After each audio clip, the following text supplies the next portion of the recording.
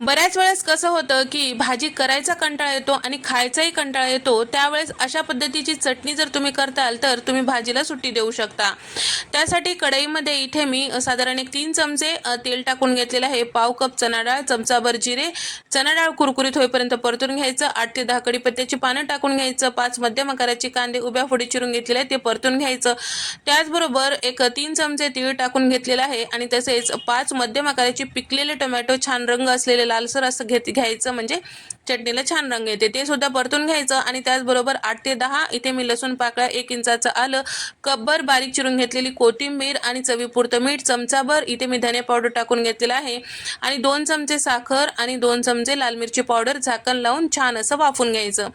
त्यानंतर थंड झालं की मिक्सरला हे चटणी फिरवून घ्यायचं। तुम्ही असंही खाऊ शकता किंवा यावर तडका देऊ शकता।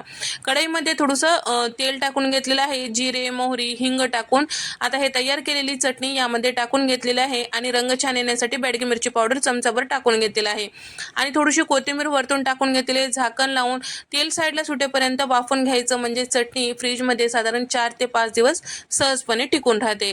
तर ही चटणी चपातीसोबत, भातासोबत, भाकरीसोबत खाऊ शकता।